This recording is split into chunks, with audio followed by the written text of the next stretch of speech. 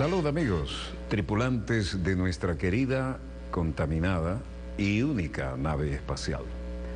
La misma que, desde la última vez que nos vimos por estos medios, ha dado otra vuelta sobre su eje imaginario y, por supuesto, sigue generando acontecimientos en pleno desarrollo.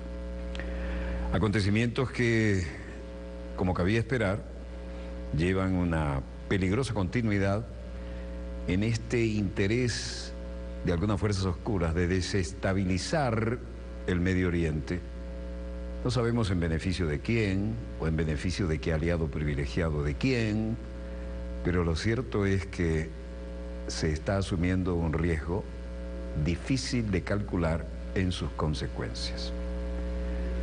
Siria sigue siendo la piedra de toque y desde luego aquí están involucrados de alguna manera para caer en el eterno lugar común, de alguna manera que nos recuerda el reacomodo de las zonas de influencia de la época de la Guerra Fría, tanto el área de influencia geopolítica de Moscú como la de Washington y sus adláteres de la Organización del Tratado del Atlántico Norte. Y cuando hablamos de Siria, naturalmente hay que prestar atención a la ubicación geográfica, ¿no? Observen esto: Mediterráneo Oriental, ámbito que en la Guerra Fría era el escenario para una brutal confrontación entre la Sexta Flota de los Estados Unidos y cualquiera de las flotas dependientes del gobierno de Moscú, como la del Mar Negro, bajando por aquel estrecho que por un lado está Europa y por el otro Asia, el histórico. Y miren qué control tan cercano de la salida del canal de Suez o la entrada, según por donde venga. Y además demasiado cerca del otro epicentro, por decirlo de alguna manera, de la producción del petróleo para salir por el estrecho de Hormuz. Y aquello que hay que recordar hasta el cansancio. De aquí, como el petróleo, entre otros negocios, es el del transporte del petróleo, navegar 40 a 45 días, hay que repetirlo hasta el cansancio, para llegar a las costas de Texas en Estados Unidos, representa tremendo negocio de transporte. Pero resulta que por la mano de Dios Todopoderoso, el mayor reservorio de petróleo, de gas y de agua y de minerales estratégicos del mundo está en la bendita República Bolivariana de Venezuela. ¿Será casualidad entonces por qué en el mejor espíritu del traidor Santander hay 7 bases gringas en la hermana República de Colombia? ¿Será que allí viven tan bien y por eso tenemos 6 millones de hermanos colombianos viviendo en nuestro territorio? Y después se preguntan, en todo el negocio miserable de traición a la patria que representa llevarse el alimento de aquí para venderlo allá, traficar hasta con billetes de 100 bolívares, en el mejor espíritu del traidor Santander, después se preguntan por qué se cierran las fronteras. La hipocresía parece ser la nota predominante, pero cuando uno se bajó los pantalones 7 veces con bases extranjeras en su propio país, ya sabemos para dónde soplan los vientos. Ahora, eso queda a la libre interpretación de cualquiera. Desde luego que aquí hay intereses que se reflejan también en algunas naciones europeas, pero mejor dejemos que los acontecimientos en pleno desarrollo nos digan cómo está la pauta, cuál es la temperatura y cómo se juega duro en aquellas latitudes también demasiado cercanas a los intereses petroleros o a los intereses de los aliados privilegiados de Estados Unidos en el Medio Oriente.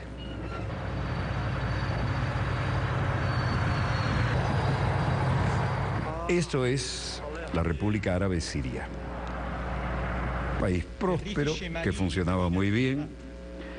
Y aquí está Mohamed Isa, vocero del Comando General del Ejército y las Fuerzas Armadas.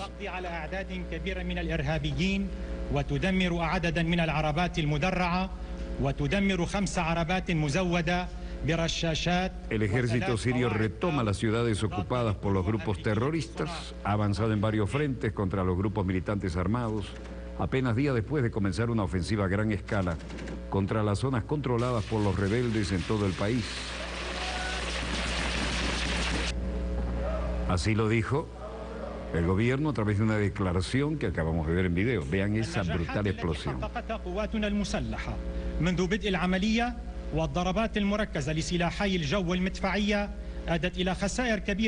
Mohamed Issa, portavoz de la Comandancia General del Ejército y de las Fuerzas Armadas, dice: el ejército recuperó varios pueblos pequeños en los suburbios del norte de Hama, exterminó gran número de terroristas, destruyó varios camiones militares, 5 vehículos cargados con armas pesadas, misiles TOW fabricados en Estados Unidos, plataformas de lanzamiento. Y bajo la cobertura de los ataques aéreos y bombardeos, los logros del ejército sirio durante la ofensiva han infligido fuertes pérdidas entre los grupos terroristas y un fuerte colapso en su moral de combate, ya que un gran número de ellos han huido hacia Turquía. Cualquiera sean las imágenes, la realidad parece ser contundente. Ataques aéreos de Rusia también contra el Estado Islámico en Siria. La campaña militar de Vladimir Putin en Siria está provocando problemas en el Medio Oriente, dicen algunas partes interesadas, y aumentando los costos del petróleo en el procedimiento. Entonces, si eso es así, explíquenme por qué, de la manera tan artificial, están bajando los costos del petróleo para Venezuela. T-Bone Pickens, el multimillonario del petróleo, cree que eso es precisamente lo que Putin estaba esperando. Pickens y Christina Alessi en CNN Money mencionó: él quiere un costo mayor para el petróleo, y la falta de mando en Estados Unidos permitió que Putin entre caminando al Medio Oriente y que esté ahí mismo. La Federación de Rusia es el país más grande del mundo, y la caída de la energía flagela también a una Rusia dependiente de los costos mundiales del petróleo. La economía rusa podría entrar en recesión y el rublo se podía derrumbar frente al dólar. Pero la semana pasada, por primera vez desde julio, el petróleo ha vuelto a subir por encima de $50 el barril, en parte a causa del malestar creado por la primera campaña militar de Moscú en el Medio Oriente en décadas. Esto, por supuesto, da lugar a muchas especulaciones y no es un lugar común decirlo. Vladimir Vladimirovich Putin.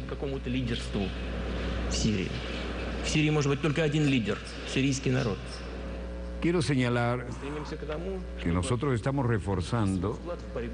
nos estamos esforzando para que cualquier tipo de liderazgo sobre Siria sea respetado. Solo puede haber un líder, y el pueblo sirio no se pretende hacer una contribución en la lucha contra el terrorismo, que es peligroso para Estados Unidos, para Rusia y para los países europeos y para todo el mundo, sin exageración.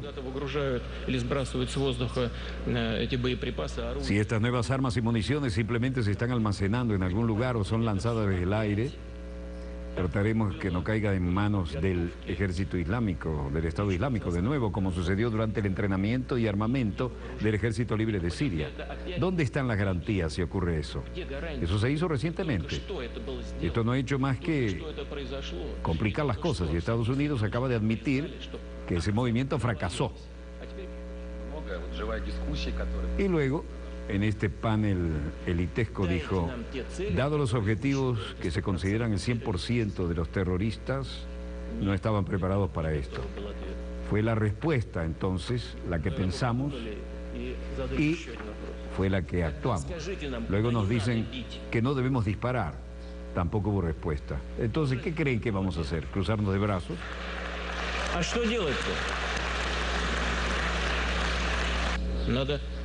Debemos trabajar con las personas en las que tenemos influencia, nosotros, los Estados Unidos, Europa, con el fin de ponerlos en la mesa de negociación y finalmente iniciar el proceso de una solución política, que es lo que realmente queremos.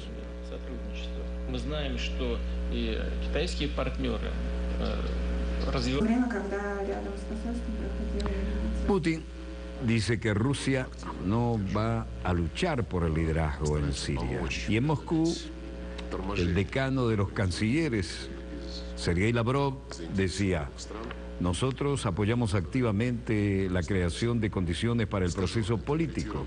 Tratamos de ayudar a superar los esfuerzos para detenerlos tomados por algunos de los países interesados que tratan de interpretar el mandato de un enviado especial de una manera bastante distorsionada.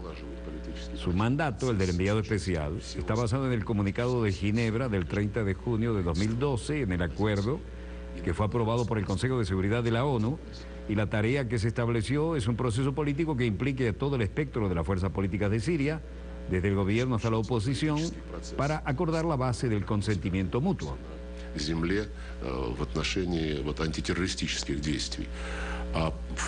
Al final, el proceso político depende de cómo nos coordinamos en el suelo, en las acciones contra el terrorismo, en el verdadero teatro de operaciones. Y en el proceso político apoyamos a de Mistura, se refiere al enviado de la ONU, y continuar tratando de conseguir que los estadounidenses y otros socios de la región pongan en práctica los acuerdos a los que hemos llegado, los acuerdos que incluyen los principales actores, los externos, en la búsqueda de una visión común de lo que pueden ser los participantes directos ahora en lo interno en las conversaciones entre Siria. По линии военных ведомств России и США удалось выработать такой механизм, позволяющий избегать непреднамеренных... Necesitamos coordinar nuestros pasos, estamos satisfechos de que nos las arreglamos para encontrar un mecanismo que nos permita evitar incidentes no deseados entre las autoridades militares de Rusia y de Estados Unidos. Pero estamos decepcionados de que nuestros colegas estadounidenses, al menos por ahora, no parecen dar el siguiente paso y comenzar realmente a coordinar los esfuerzos de todos los que participan en la lucha contra el terrorismo en territorio sirio.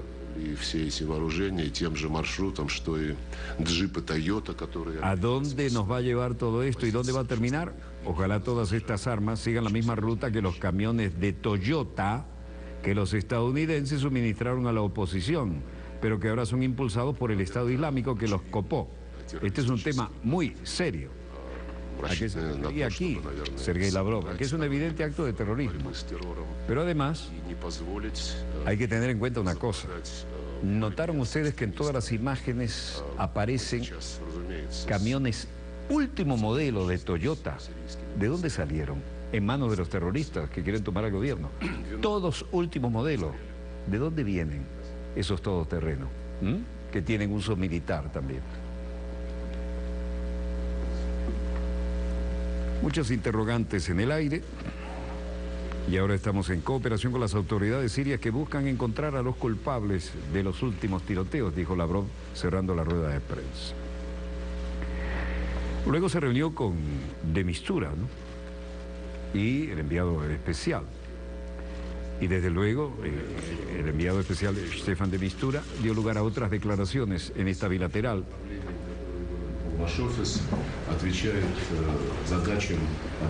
Estamos de acuerdo en que la puesta en marcha rápida de un proceso político de acuerdo a la dirección general trazada por su oficina responde a los objetivos de la unificación de todas las fuerzas sanas para el ahorro del drama que se vive en Siria, dijo Lavrov. Y luego agregó: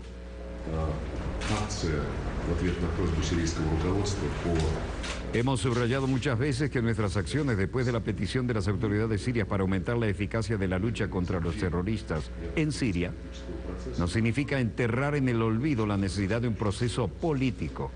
Por el contrario, tomamos nota de la creciente importancia de apoyar estos esfuerzos.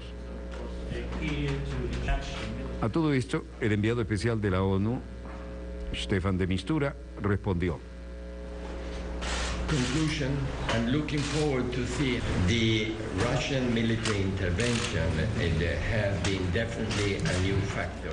La intervención militar de Rusia ha sido sin duda un factor nuevo y sin duda ha cambiado la dinámica de toda la situación. Tenemos que tomar eso en cuenta y para asegurarnos de que al mismo tiempo no olvidamos el hecho de que no hay una solución militar a este conflicto. Y creo que eso es lo que usted está diciendo y vamos a discutir los detalles. En suma, Lavrov y de Mistura tratan de impulsar un proceso de arreglo político en Siria, mientras a través de terceros algunas grandes potencias quieren incendiar el escenario, ¿no? El imponente edificio del Ministerio de Relaciones Exteriores de la Federación de Rusia, de la época soviética, por supuesto, esa arquitectura, en Moscú. Bueno, de Mistura propuso un plan el mes pasado para entablar un proceso de negociación a través de grupos de trabajo y el Ministerio de Defensa de Rusia, aparte de la parte diplomática, daba también a conocer su punto de vista a través de Mayor General Igor Konashenkov. En las últimas 24 horas, aviones Sukhoi 34, Sukhoi 24, Sukhoi 25 SM han llevado a cabo 88 vuelos de combate, atacando 86 objetivos de la infraestructura terrorista en las provincias de Raqqa, Hama, Idlib, Latakia y Alepo. Se refería, por supuesto, a Siria. Y aquí vemos ese tipo de avión mencionados atacando en el terreno. La Fuerza Aérea de Rusia hizo 88 salidas y lanzó ataques directos a tierra en 86 de ellas. Los objetivos en Siria.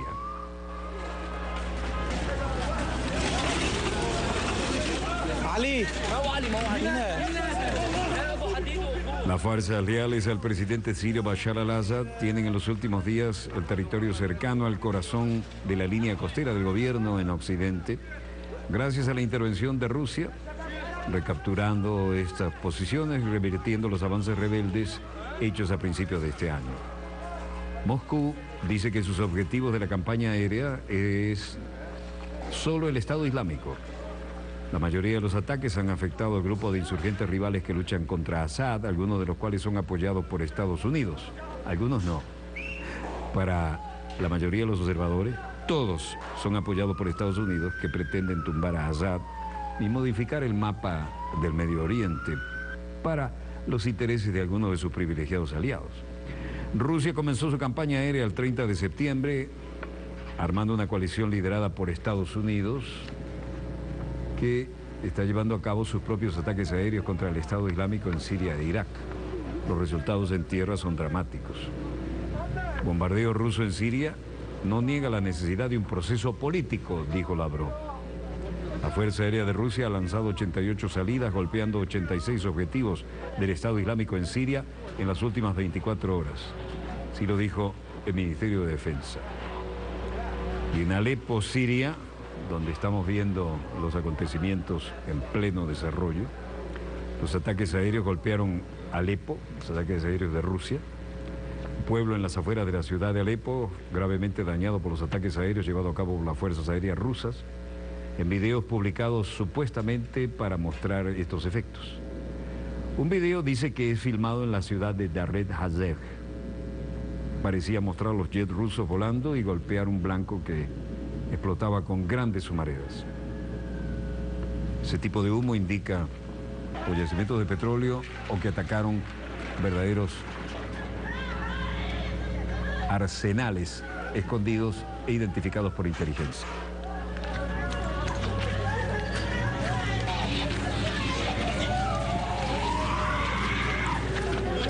En otro video subido a un sitio web de medios oficiales se dice, para mostrar las consecuencias inmediatas del ataque aéreo en Dared Hazeh, que dejó muchos heridos de gravedad, muchos de los cuales fueron trasladados a un hospital.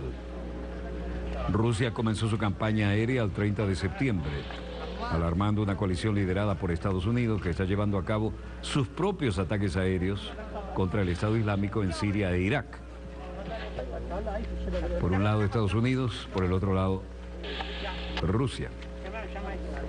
Otro video de Ayán en Alepo pretendía mostrar las consecuencias del ataque aéreo ruso y parece mostrar civiles y trabajadores de defensa civil tratando de rescatar en estado de pánico a los heridos que están bajo los escombros y los restos de la destrucción. Otro video que también se rodaría en Hayán muestra a civiles tratando de rescatar a un hombre herido atrapado en los escombros de lo que parece ser un edificio derrumbado después de un ataque aéreo que se atribuye a Rusia. Un equipo médico se ve que le atiende de sus heridas sin lograr todavía sacarlo de los escombros que lo tienen atrapado. Moscú dice que los objetivos de su campaña aérea son el Estado Islámico. La campaña aérea de 2 semanas de duración. Rusia ha reforzado a Assad y salido de los Estados Unidos luchan para ajustar su programa de apoyo militar, creando problemas para los opositores de Assad. Mientras tanto, en Bagdad, Irak, el coronel del ejército de los Estados Unidos, Steve Warren, vocero del Pentágono, decía: el incidente del sábado, según mi entendimiento, es que nadie tenía que cambiar sustancialmente la situación planteada. Reconocen que fueron llamados a seguir otras misiones de ataque. Y en este momento que yo sepa, no solo ha sido un incidente o un caso en el que los pilotos de la coalición se equivocaron, decidieron acercarse a un bombardeo en una dirección diferente, simplemente porque no eran aviones rusos que operaban cerca. La otra cosa que hemos visto como resultado de los ataques aéreos de Rusia es que las Naciones Unidas anunció recientemente que han tenido que cesar sus operaciones humanitarias en Siria debido al peligro que representan esos ataques aéreos.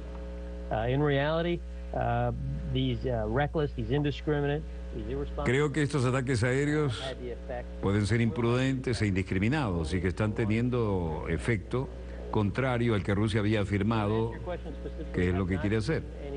Ellos afirman públicamente que quieren luchar contra el Estado Islámico y en realidad es imprudente e indiscriminado. Los ataques aéreos irresponsables han tenido efecto y tendrán efecto de prolongar el sufrimiento del pueblo sirio. En esta guerra de comunicados, en Moscú, en Kiev y en Ucrania, el jefe ejecutivo para la producción de armas, Almaz Antey Yannikiovich, director general de la producción en Rusia, dice: los resultados de los experimentos han refutado por completo las conclusiones de la Comisión holandesa. ¿De qué estamos hablando ahora? Estamos hablando del derribo del avión MH17. Y las conclusiones van en contra de lo que dijo la Comisión holandesa sobre el tipo de cohete y el lugar del lanzamiento. Hoy podemos decir sin duda, y vamos a demostrarlo en esta presentación, que en el caso del Boeing 777 de Malaysian Airlines fue golpeado por un complejo de misiles Buk. Eso significaría que había sido lanzado desde el pueblo del territorio ucraniano controlado de acuerdo con un grupo rebelde, Sharokshensko. Luego se mostró una animación de cómo había sido el impacto en aquel avión de pasajeros, cuyo tema todavía no ha sido resuelto definitivamente.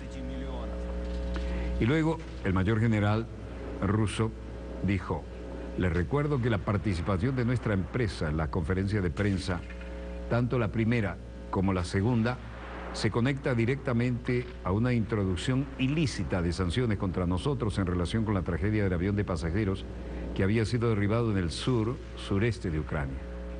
Creemos que las sanciones contra la empresa son injustas y no tienen conexión con la catástrofe del Boeing de Malaysia Airlines. Luego apareció el primer ministro de Ucrania, Arsenij Yatsenyuk, que hacía días que no aparecía en nuestro espacio, y dijo: у мене особисто немає жодних сумнівів. Personalmente no tengo dudas de que era una operación que fue planeada por los servicios especiales rusos en lo que se refiere al derribo de Malaysia Airlines, el avión civil, el vuelo MH17. Y para agregar sal a las heridas dijo: eso ha dicho que el territorio estaba bajo el control de los rebeldes rusos y no hay duda de que los separatistas borrachos no saben cómo operar sistemas Buk. Significa que estos sistemas fueron operados únicamente por militares profesionales rusos.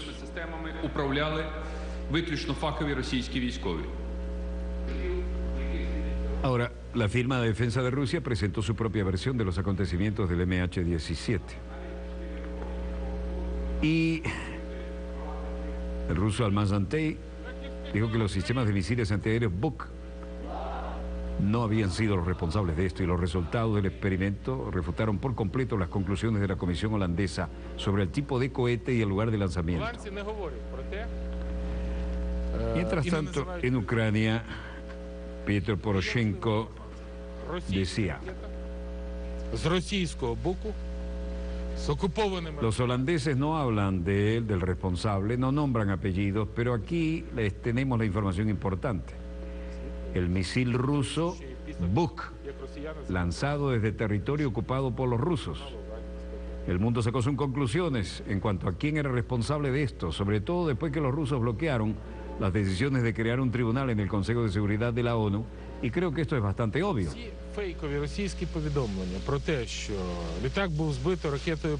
Todos los informes rusos son falsos, de que la aerolínea fue derribada por un misil aire-aire, que fue derribado por el territorio de Ucrania, que no fue derribado por un Buk, que no había misiles de Rusia. Todas fueron refutadas. como se ve, estamos en una guerra de comunicados. Poroshenko acusa a Rusia de derribar el MH17 sobre Ucrania. Y entonces, en Moscú, Sergei Lavrov, ministro de Relaciones Exteriores, que estaba con Lamberto Zanier, de la Organización de Seguridad para la Cooperación Europea, decía: Rusia fue el único país que lanzó los datos por satélite. Los Estados Unidos tenían una información similar, pero decidimos no hacerlo público. Ucrania también negó la publicación de los datos de lo que dialogaban el despachador de vuelo antes del accidente. La comisión de investigación se negó a hablar con el delegado de Almaz-Antey, a pesar de que el avión que se estrelló fue derribado. Ellos nunca hablaron entre sí. Hay un montón de cosas muy raras, muy extrañas acerca de la labor del grupo de investigación, pero que no necesitamos enumerarlos aquí y ahora. Rusia hace preguntas sobre la comisión de investigación del MH17. Los resultados finales se darán a conocer por el Grupo de Investigación Internacional liderada por los Países Bajos, con la participación de Ucrania, Australia, Bélgica y Malasia el 13 de octubre. Lavrov dijo que Rusia ha puesto en duda el trabajo del grupo de investigación por varias y muy sustentadas razones. El grupo no invitó a Malasia o a la Organización de Aviación Civil Internacional a participar en la investigación durante los primeros 6 meses después del accidente. Y en Malasia, la esposa del piloto del MH17 decía: el informe está afuera y quiero que están implicando a alguien para penalizarlo. Al igual que dije antes, esto no cierra para mí y esto no va a volver nunca a una situación que pueda ayudar a penalizar a los culpables. La esposa del piloto del MH17 quiere justicia tras el informe que confirmaría que fueron misiles lanzados contra el avión. La esposa del piloto dio dramáticas declaraciones y su hijo llevaba un uniforme de piloto comercial similar al de su padre. Y Veloy, una madre de 2 hijos, dijo que a pesar de que ha aceptado la muerte de su marido, Eugene Cho, solo recibirá el cierre de este drama una vez que el culpable haya sido llevado ante la justicia. Y con la imagen del piloto, que ha dejado atrás una hermosa familia, y no fue el único, por supuesto, cerramos esta primera parte de un drama que todavía no cierra, ni mucho menos. Está bastante lejos de haber sido cerrado esto, y parecía mandado a hacer. Esto podría ser a otra escala, para algunos mal pensados, una repetición de algo parecido al hundimiento del Lusitania que generó la Primera Guerra, ¿no? Pero en este caso era un Lusitania del aire. Bueno, queremos, hablando de buenas noticias, festejar un par de temas que queremos compartir con ustedes. Primero, agradecer a la Junta Directiva del diario Panorama, porque cumple, oigan bien, 100 años, ¿no? Panorama comenzó a salir en 1914, cuando comenzaba la Primera Guerra Mundial. 1914-2014. Eso es mucho navegar para la nave insignia del periodismo de Venezuela, más allá de Caracas, ¿no? El gran diario del Zulia. Y a través de una selección de grandes e inolvidables primeras páginas podemos conocer el recorrido periodístico de esta casa editorial y compartir los momentos más significativos en la historia de la humanidad. 100 años de historia. Este acto marca la clausura del centenario del diario Panorama, al que felicitamos de todo corazón, porque 100 años editando no se cumplen todos los días, evidentemente, y esto no es un lugar común. El día jueves 22 de octubre de 2015, lugar Centro Cultural BOD, La Castellana, Caracas, a las 19 horas, las 7 p.m. Muchas gracias por la invitación y felicitaciones a Panorama, a su junta directiva y a todos los que hacen esa nave insignia del periodismo. Y hoy, martes 13 no siempre significa algo negativo. Martes 13 y miércoles 14 se desarrollan las jornadas científicas muy importantes con motivo del 6º aniversario de la inauguración por parte del comandante supremo Hugo Chávez, nada menos que del Centro Nacional de Genética Médica doctor José Gregorio Hernández. Y como esto es lo que dirían los gringos un joint venture entre Cuba y Venezuela, se cumplen además 15 años del convenio Cuba-Venezuela, que ha hecho tanto en pro de la salud de muchos. No veo en los monitores de los satélites nada que mejore la pauta que hemos mostrado hasta ahora. Si así fuera, lo bajaríamos de inmediato. Breve corte y volvemos con más acontecimientos en pleno desarrollo. No se vayan, ya volvemos.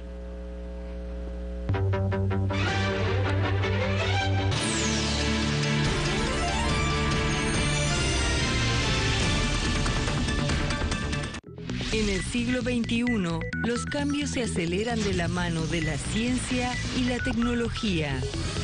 Hombres y mujeres en todos los rincones del mundo trabajan hoy en las ideas que transformarán nuestro futuro y el de las generaciones que nos sigan. Descubre lo más innovador en Atomum, todos los lunes, solo por Telesur. ¿Cuántas caras tiene la realidad? El espacio para dilucidar las políticas detrás de las coyunturas mundiales, abrir las cortinas mediáticas para despertar la conciencia desde una perspectiva global. Conducido por el reconocido activista y escritor pakistaní Tariq Ali, desde nuestra plataforma web en inglés, The World Today, todos los domingos, solo por Telesur. Pienso en Eduardo Galeano. Tenía razón. Somos los hijos de los días. Cada día trae una historia que nos atraviesa. En realidad, estamos preñados de historias hechas de gente de todas partes. Gente de carne y hueso en primer plano. No son tweets, son historias. Todos los domingos, solo por Telesur. Day by day, they're in the street with one mission: change the world through their actions. This is a different type of program, a conversation. The perspective you won't find in traditional media can be found on The Laura Flanders Show. Watch it on telesurtv.net/English. Mira el mundo a través de los ojos de los realizadores más comprometidos. Conoce las historias que los inspiran y nos ayudan a comprender las tramas, los conflictos y las ideas que sustentan la lucha de nuestros pueblos. Descubre nuevas miradas en Documentales Telesur. Telesur, nuestro norte es el sur.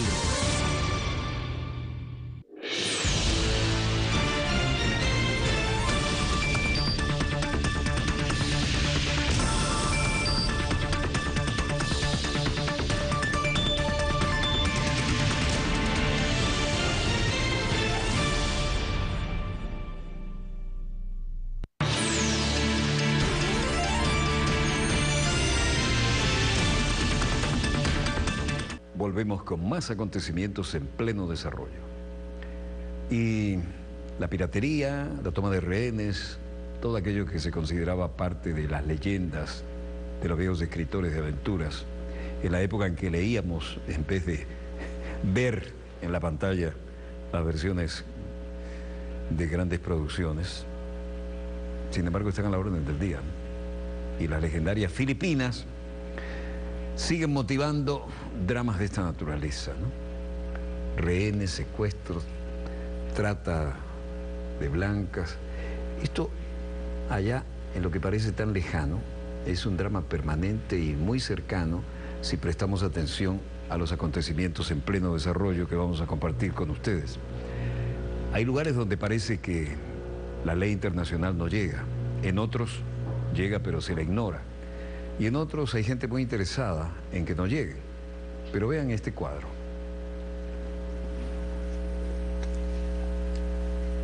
My name is Robert Hall. To my family and friends, I'm okay, but I'm in grave danger. I encourage you, please, to contact the Canadian Mi nombre es government. Robert Hall. Para mi familia y amigos en Francia estoy bien. Yo estoy en grave peligro, sin embargo. Les animo, por favor, pónganse en contacto con el gobierno de Canadá y pídanles que haga un juicio, que coopere con la autoridad del gobierno de Filipinas para detener los bombardeos y los problemas que están sucediendo aquí. Sé que hay gente que puede encontrar la manera de hacer eso. Por favor, ayúdennos. Yo soy Cartan, el dueño de Vista al Mar Marina. Por favor, encuentren la manera de satisfacer las demandas de los que nos han secuestrado. De lo contrario, estaremos seguramente muertos.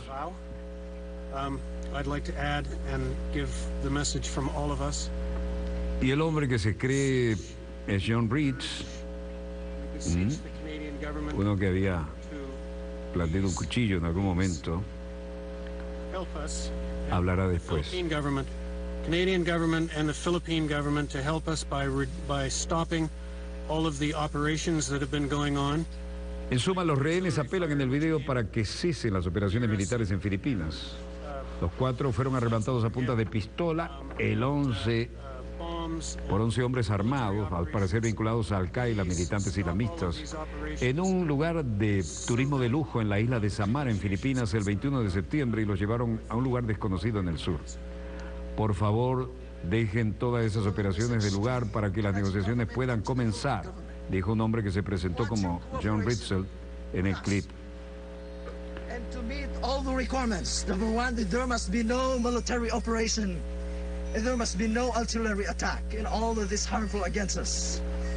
Once you meet... Le entrego un mensaje al gobierno de Canadá y al gobierno de Filipinas. Una vez que su cooperación con nosotros se cumpla con todos los requisitos, número 1, no debe haber ninguna operación militar, no debe haber ningún ataque de artillería, y todo es nocivo para nosotros. Una vez que cumplan con estos requisitos, podemos hablar de negociación y de nuestras demandas. Dicho esto, la situación aquí demuestra las imágenes de algo que realmente ha dejado preocupados a muchos, ¿no? Y esto significa el momento en que esta gente fue secuestrado y llevado a donde no sabe dónde ahora, en las Filipinas, y donde los militantes armados exigen ahora por los secuestrados condiciones que los ministros responsables parecen no estar dispuestos a cumplir. Las operaciones fueron en un lugar paradisíaco, muy cerca de la playa, donde pasaban vacaciones de mar, y la situación hasta ahora no ha mejorado en nada. Y esto representa el hermosísimo lugar de aventuras en la isla, lugar, para usar un lugar común, paradisíaco, donde se suponía que iban a pasar algunas de las mejores vacaciones de su vida. El resultado ha sido que fueron secuestrados y están en manos de los rebeldes. Y no parece haber por el momento vocación alguna ni de liberarlos ni de negociación por parte de los gobiernos involucrados. Esto lleva desde luego a una situación límite. Y por lo que respecta al jefe del gabinete japonés, el secretario Yoshihide Suga, decía: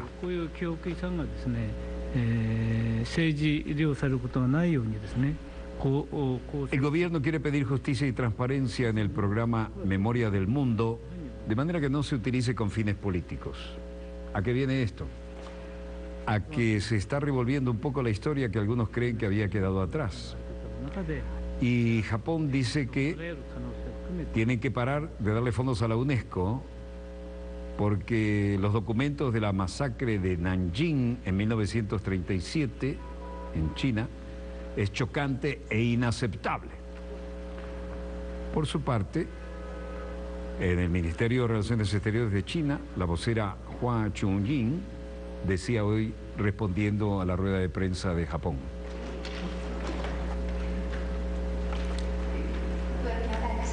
la pregunta era inevitable, ¿no? Recordando la masacre de Japón en Nanjing. Me he dado cuenta del informe pertinente. Las declaraciones de Japón amenazan abiertamente a las Naciones Unidas y al Organismo para la Educación, Ciencia y la Cultura, UNESCO. Es impactante y completamente inaceptable. Luego una pregunta dijo: lo que quiero destacar es que Japón puede amenazar con recortar los fondos para el órgano competente de la ONU, pero Japón no puede frotar y borrar las manchas de la historia. Cuanto más la frota, más negras se vuelven. Y esto era una referencia, obviamente, a viejos dramas de la Segunda Guerra y anteriores. En Boston, Massachusetts, Estados Unidos y Australia atribuyen a la estrategia del mar de China Meridional algunos acontecimientos en pleno desarrollo. John Kerry, secretario de Estado, la canciller australiana Julie Bishop, secretario de Defensa Ash Carter, ministro de Defensa Mary Sprain, y esto en atrio de la Biblioteca Pública de Boston y posando para los fotógrafos. Los Estados Unidos y Australia abrieron conversaciones en Boston para coordinar la estrategia para garantizar la libertad de navegación en el mar de China Meridional, donde China ha adoptado una presencia naval más agresiva, ya que afirma que los nuevos territorios insulares de la región le pertenecen. En este sentido, el general John Allen, en el Club Económico de Nueva York, decía: Daesh en Irak ha perdido el acceso al 30% del territorio y la población que controla en esta época es menor que la del año pasado. La ciudad de Tikrit, se refiere a Irak, ha sido liberado en el 75% de su población de desplazados e internos que intentan regresar. Y las fuerzas iraquíes están haciendo ganancias en el territorio, en Ramadi, en la capital de Anbar. He hablado con los comandantes al final de la semana pasada acerca de sus actividades previstas y anticipamos que Ramadi será la próxima ciudad liberada en Irak.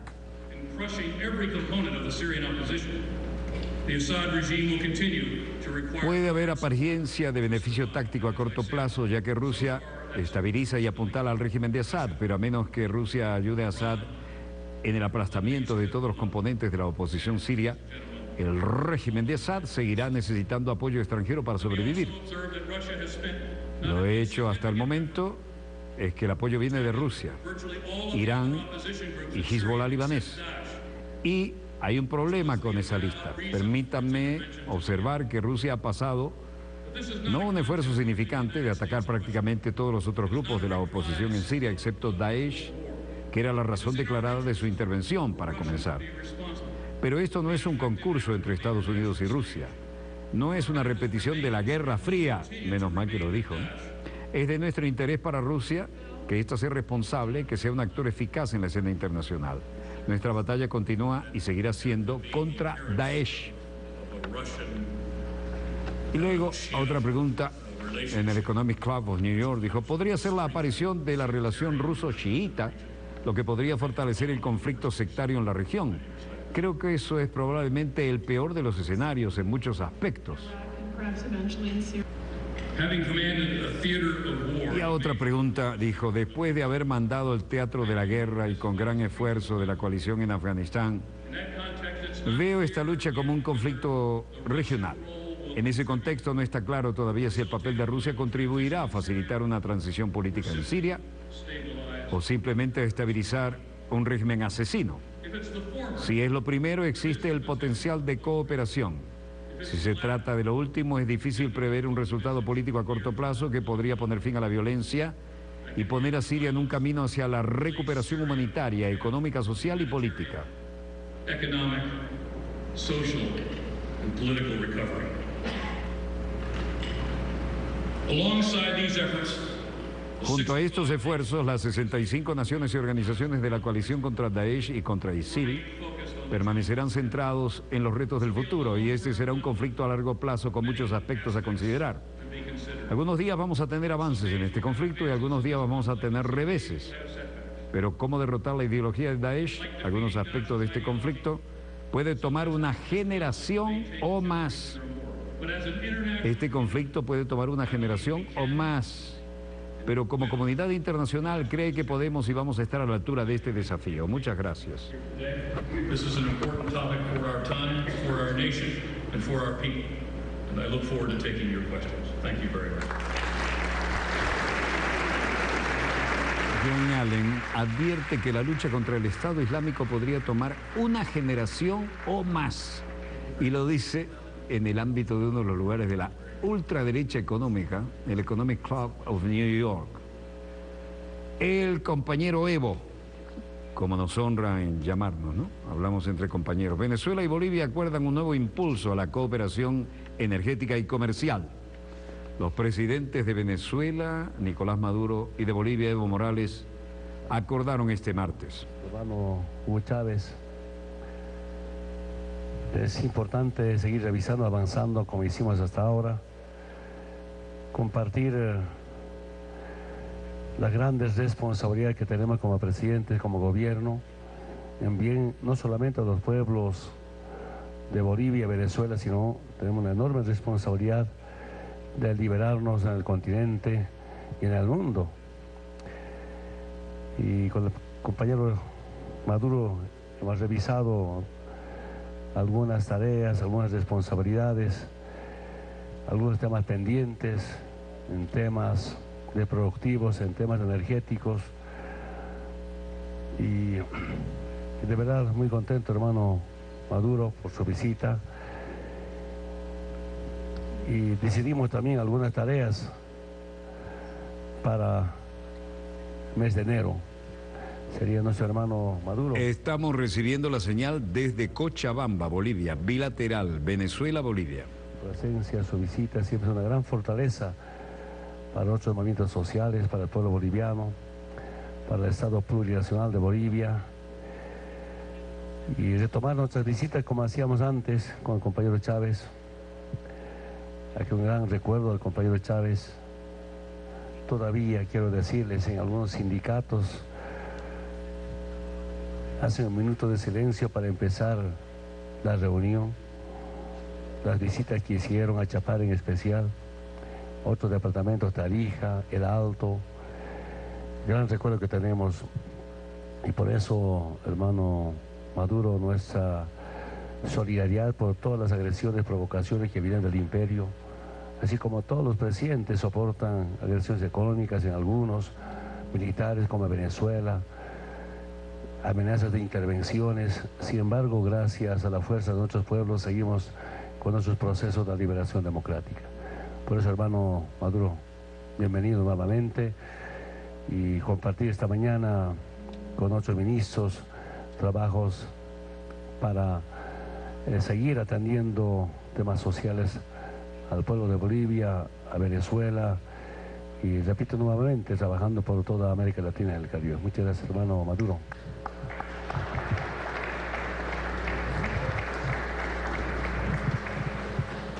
Bueno, gracias, compañero presidente, jefe indio del sur,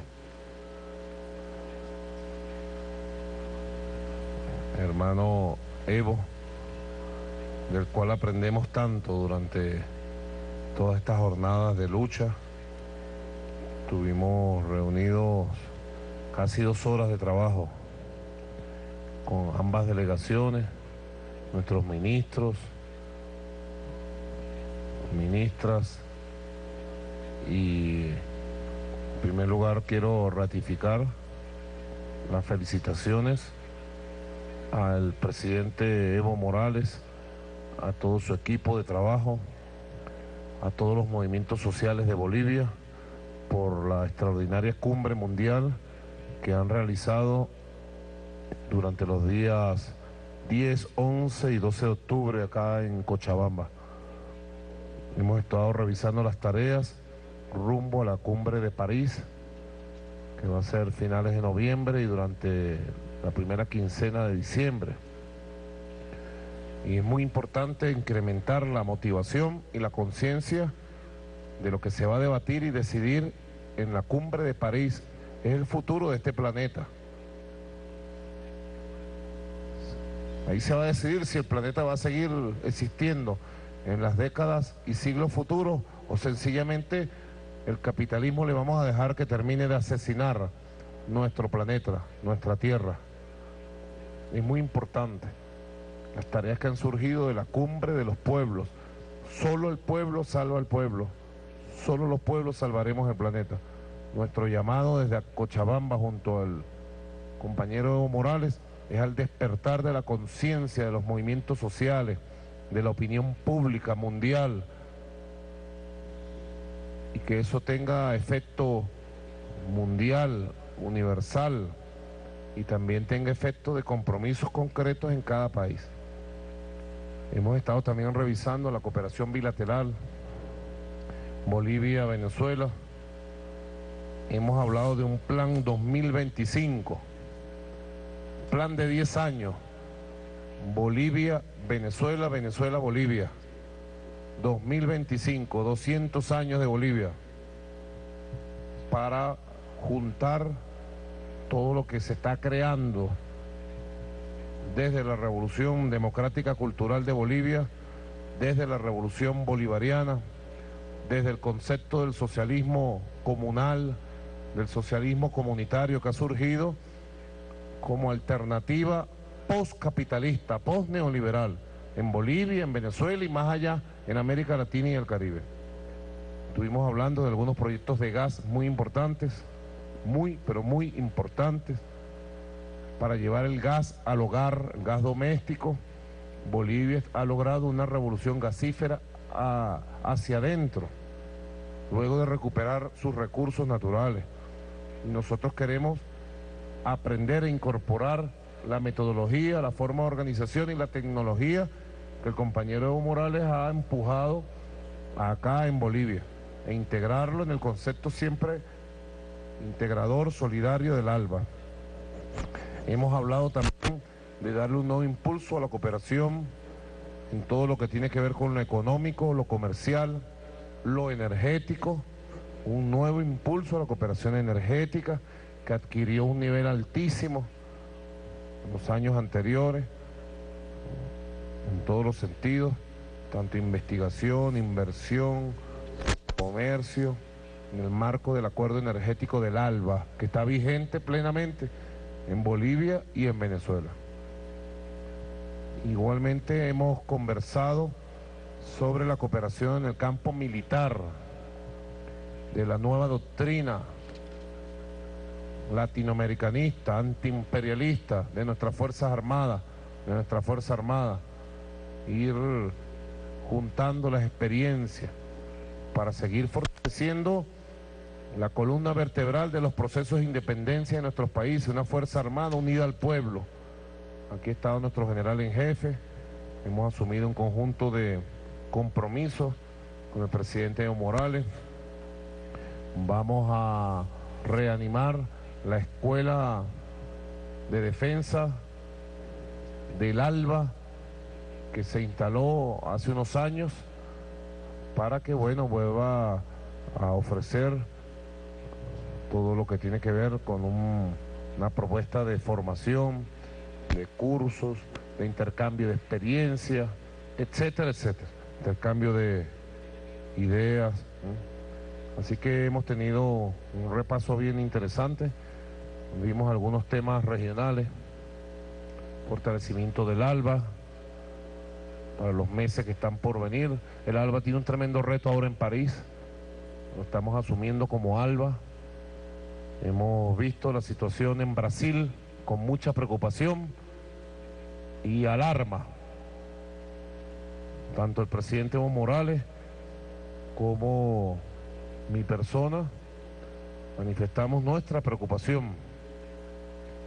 Y bueno, vamos a iniciar un conjunto de consultas, ¿no? Porque parece anunciarse en el Brasil con una nueva modalidad, un golpe de Estado contra la presidenta Dilma Rousseff y contra el movimiento popular, los movimientos progresistas que se han levantado. ¿Cuánto ha costado que se levanten los movimientos populares y sean gobierno del pueblo y para el pueblo en nuestros países? Y hay una arremetida contra todos los procesos progresistas. Nosotros no vamos a quedar callados. No nos vamos a quedar callados frente a un intento de golpe de Estado en Brasil, ni en ningún lugar de América Latina y el Caribe. Ni nos vamos a dejar maniatar, tapar la boca. No, nosotros vamos a hablar con voz clara y abierta para apoyar al movimiento popular y al pueblo de Brasil. Y hemos conversado con mucha preocupación, informaciones que maneja Evo, ¿no? Que siempre está muy bien informado, y información que manejamos nosotros. Así que bueno, algunos temas que hemos conversado. Realmente siempre estar en Bolivia es una gran satisfacción, una gran motivación. Nosotros amamos a Bolivia desde su propio nacimiento y admiramos la historia de Bolivia y admiramos profundamente la historia que hoy vive el pueblo de Bolivia, con un presidente como Evo Morales, nuestro jefe indio del sur, y un pueblo despierto, organizado, construyendo una nueva Bolivia, que uno ve en todas las esquinas, en las calles, dando un gran esfuerzo. No es fácil remontar 500 años de colonialismo, de imperialismo, pero aquí vamos remontando la cuesta y viendo el siglo XXI bien adelante, bien adelante. Por eso hemos convenido en hacer una reunión en el mes de enero, una reunión binacional, los dos gabinetes de gobierno, con ministros, ministras, para ya aprobar un plan especial de desarrollo, de cooperación, de complementariedad, de solidaridad, Venezuela, Bolivia, Bolivia, Venezuela, en el marco del ALBA hacia el 2025, Plan 2025, Bolivia, Venezuela. Y bueno, seguir fortaleciendo todo el trabajo de hermanamiento, de unión de nuestro pueblo y de nuestra revolución. Gracias, compañero, hermano Evo Morales Ayma. Bueno, y estas son las imágenes fraternales, como corresponde, desde el Estado Plurinacional de Bolivia, la hija predilecta del Libertador, en esta reunión de alto nivel, en la hermana Bolivia, con un destino tan unido al de la República Bolivariana de Venezuela, desde los tiempos del Libertador y por razones numerosísimas de destacar. Volveremos mañana, Dios mediante, cuando nuestra querida, contaminada y única nave espacial haya dado otra vuelta sobre su eje imaginario y estemos aquí para contarles la pequeña gran historia de las próximas 24 horas. Desde el estudio 3 de Venezolana de Televisión, el canal pionero de la República Bolivariana de Venezuela, finaliza aquí Dossier, el programa decano en todo el hemisferio occidental de información internacional vía satélite. Les habló Walter Martínez, su productor y conductor. Disponga usted de las cámaras, señor director.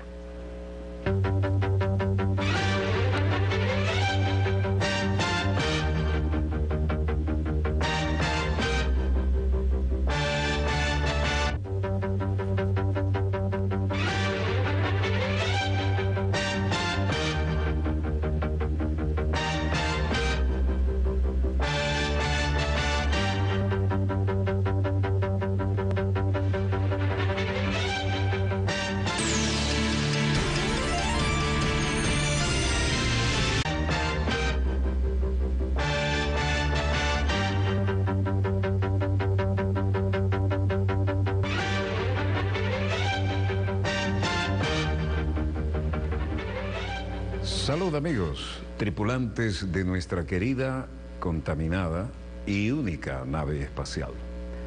La misma que, desde la última vez que nos vimos por estos medios, ha dado otra vuelta sobre su eje imaginario y, por supuesto, sigue generando acontecimientos en pleno desarrollo. Acontecimientos que, como cabía esperar, llevan una peligrosa continuidad en este interés de algunas fuerzas oscuras de desestabilizar el Medio Oriente. No sabemos en beneficio de quién o en beneficio de qué aliado privilegiado de quién, pero lo cierto es que se está asumiendo un riesgo difícil de calcular en sus consecuencias. Siria sigue siendo la piedra de toque. Y desde luego aquí están involucrados de alguna manera para caer en el eterno lugar común, de alguna manera que nos recuerda el reacomodo de las zonas de influencia de la época de la Guerra Fría, tanto el área de influencia geopolítica de Moscú como la de Washington y sus adláteres de la Organización del Tratado del Atlántico Norte. Y cuando hablamos de Siria, naturalmente Hay que prestar atención a la ubicación geográfica, ¿no? Observen esto. Mediterráneo Oriental, ámbito que en la Guerra Fría era el escenario para una brutal confrontación entre la Sexta Flota de los Estados Unidos y cualquiera de las flotas dependientes del gobierno de Moscú, como la del Mar Negro, bajando por aquel estrecho que por un lado está Europa y por el otro Asia, el histórico. Y miren qué control tan cercano de la salida del canal de Suez o la entrada, según por donde venga. Y además demasiado cerca del otro epicentro, por decirlo de alguna manera, de la producción del petróleo para salir por el estrecho de Hormuz. Y aquello que hay que recordar hasta el cansancio. De aquí, como el petróleo, entre otros negocios, es el del transporte del petróleo, navegar 40 a 45 días, hay que repetirlo hasta el cansancio para llegar a las costas de Texas en Estados Unidos, representa tremendo negocio de transporte.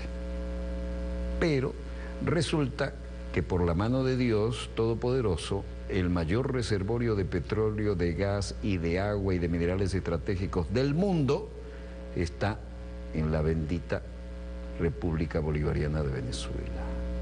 ¿Será casualidad entonces por qué en el mejor espíritu del traidor Santander hay 7 bases gringas en la hermana República de Colombia? ¿Será que allí viven tan bien y por eso tenemos 6 millones de hermanos colombianos viviendo en nuestro territorio? Y después se preguntan, en todo el negocio miserable de traición a la patria que representa llevarse el alimento de aquí para venderlo allá, traficar hasta con billetes de 100 bolívares, en el mejor espíritu del traidor Santander, después se preguntan por qué se cierran las fronteras. La hipocresía parece ser la nota predominante, pero cuando uno se bajó los pantalones 7 veces con bases extranjeras en su propio país, ya sabemos para dónde soplan los vientos. Ahora, eso queda a la libre interpretación de cualquiera. Desde luego que aquí hay intereses que se reflejan también en algunas naciones europeas, pero mejor dejemos que los acontecimientos en pleno desarrollo nos digan cómo está la pauta, cuál es la temperatura y cómo se juega duro en aquellas latitudes también demasiado cercanas a los intereses petroleros o a los intereses de los aliados privilegiados de Estados Unidos en el Medio Oriente.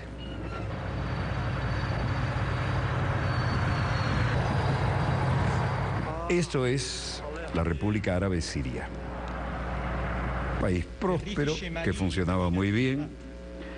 Y aquí está Mohamed Issa, vocero del Comando General del Ejército y las Fuerzas Armadas.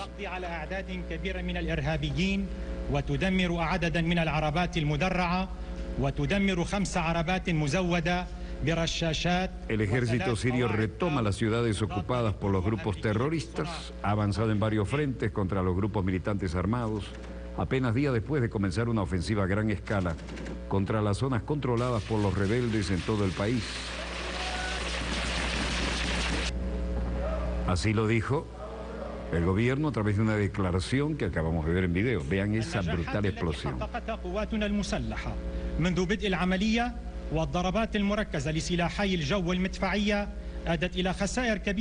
Mohamed Issa, portavoz de la Comandancia General del Ejército y de las Fuerzas Armadas, dice: el ejército recuperó varios pueblos pequeños en los suburbios del norte de Hama, exterminó gran número de terroristas, destruyó varios camiones militares, 5 vehículos cargados con armas pesadas, misiles TOW fabricados en Estados Unidos, plataformas de lanzamiento.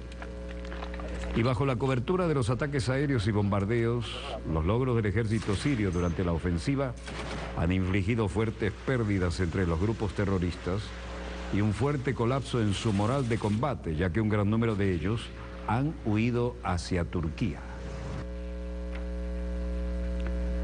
Cualquiera sean las imágenes, la realidad parece ser contundente. Ataques aéreos de Rusia también contra el Estado Islámico en Siria. La campaña militar de Vladimir Putin en Siria está provocando problemas en el Medio Oriente, dicen algunas partes interesadas, y aumentando los costos del petróleo en el procedimiento. Entonces, si eso es así, explíquenme por qué de la manera tan artificial, están bajando los costos del petróleo para Venezuela. T-Bone Pickens, el multimillonario del petróleo, cree que eso es precisamente lo que Putin estaba esperando. Pickens y Cristina Alessi en CNN Money mencionó: él quiere un costo mayor para el petróleo y la falta de mando en Estados Unidos permitió que Putin entre caminando al Medio Oriente y que esté ahí mismo. La Federación de Rusia es el país más grande del mundo y la caída de la energía flagela también a una Rusia dependiente de los costos mundiales del petróleo. La economía rusa podría entrar en recesión y el rublo se podía derrumbar frente al dólar. Pero la semana pasada, por primera vez desde julio, el petróleo ha vuelto a subir por encima de $50 el barril, en parte a causa del malestar creado por la primera campaña militar de Moscú en el Medio Oriente en décadas. Esto, por supuesto, da lugar a muchas especulaciones y no es un lugar común decirlo. Vladimir Vladimirovich Putin.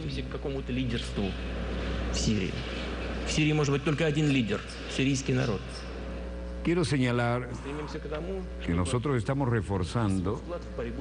nos estamos esforzando para que cualquier tipo de liderazgo sobre Siria sea respetado. Solo puede haber un líder y el pueblo sirio no se pretende hacer una contribución en la lucha contra el terrorismo que es peligroso para Estados Unidos, para Rusia y para los países europeos y para todo el mundo, sin exageración. Si estas nuevas armas y municiones simplemente se están almacenando en algún lugar o son lanzadas desde el aire, trataremos que no caiga en manos del ejército islámico, del Estado Islámico, de nuevo, como sucedió durante el entrenamiento y armamento del Ejército Libre de Siria. ¿Dónde están las garantías si ocurre eso? Eso se hizo recientemente. Esto no ha hecho más que complicar las cosas y Estados Unidos acaba de admitir que ese movimiento fracasó. Y luego, en este panel elitesco dijo: dado los objetivos que se consideran el 100% de los terroristas, no estaban preparados para esto. Fue la respuesta entonces la que pensamos y fue la que actuamos. Luego nos dicen que no debemos disparar. Tampoco hubo respuesta. Entonces, ¿qué creen que vamos a hacer? ¿Cruzarnos de brazos?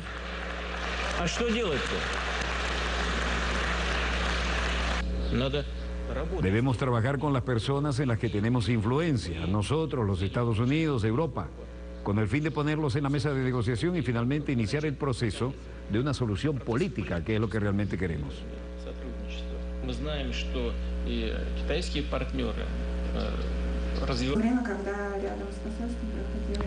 Putin dice que Rusia no va a luchar por el liderazgo en Siria. Y en Moscú, el decano de los cancilleres, Sergei Lavrov, decía: nosotros apoyamos activamente la creación de condiciones para el proceso político. Tratamos de ayudar a superar los esfuerzos para detenerlos tomados por algunos de los países interesados que tratan de interpretar el mandato de un enviado especial de una manera bastante distorsionada. Su mandato, el del enviado especial, está basado en el comunicado de Ginebra del 30 de junio de 2012, en el acuerdo que fue de Rusia, es que las Naciones Unidas anunció recientemente que han tenido que cesar sus operaciones humanitarias en Siria debido al peligro que representan esos ataques aéreos.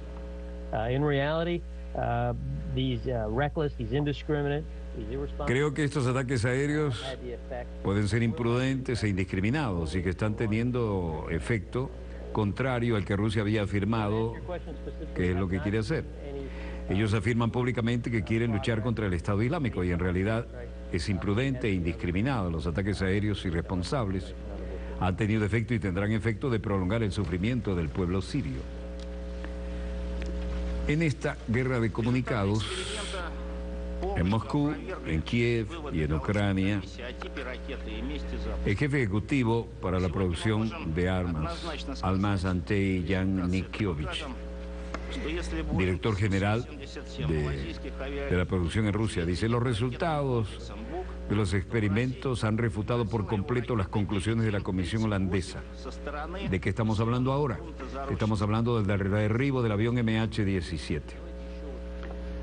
Y las conclusiones van en contra de lo que dijo la Comisión holandesa sobre el tipo de cohete y el lugar del lanzamiento. Hoy podemos decir sin duda, y vamos a demostrarlo, en esta presentación que en el caso del Boeing 777 de Malaysian Airlines fue golpeado por un complejo de misiles Buk. Eso significaría que había sido lanzado desde el pueblo del territorio ucraniano controlado de acuerdo con un grupo rebelde, Sharokshensko. Luego se mostró una animación de cómo había sido el impacto en aquel avión de pasajeros, cuyo tema todavía no ha sido resuelto definitivamente.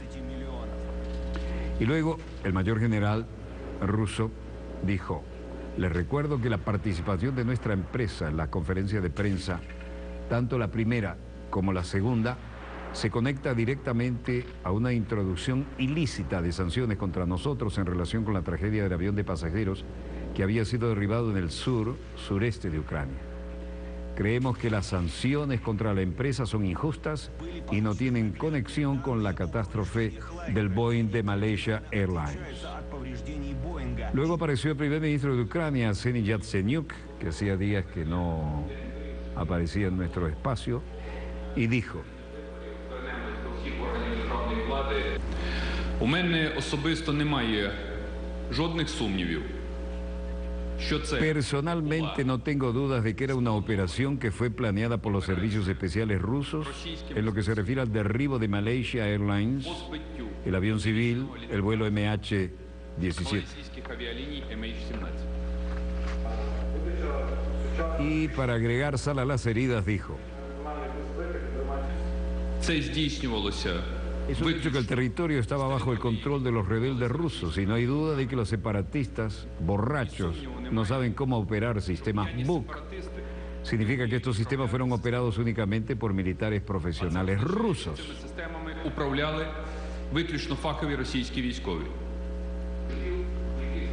Ahora, la firma de defensa de Rusia presentó su propia versión de los acontecimientos del MH17.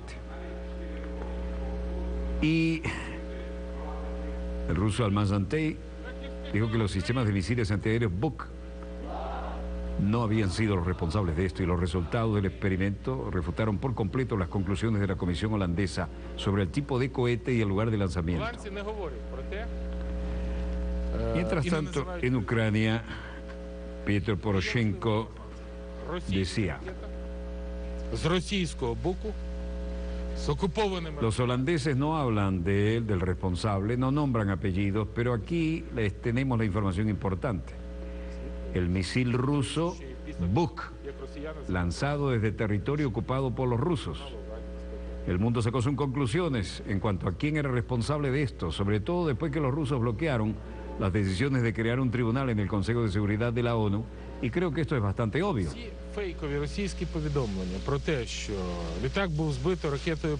Todos los informes rusos son falsos, de que la aerolínea fue derribada por un misil aire-aire, que fue derribado por el territorio de Ucrania, que no fue derribado por un Buk, que no había misiles de Rusia. Todas fueron refutadas. Como se ve, estamos en una guerra de comunicados. Poroshenko acusa a Rusia de derribar el MH17 sobre Ucrania.